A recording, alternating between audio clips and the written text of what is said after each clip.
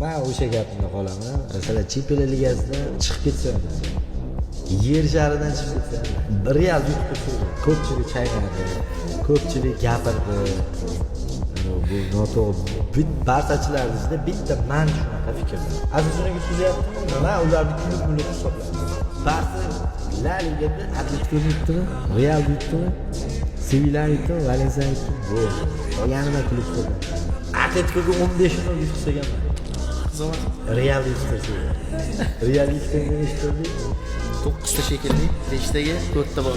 Bo'ldi. Real Chempionlar Ligasini olaversin, bizga ko'rsatsa. Bizni maktab bolalarimiz. 17 gacha.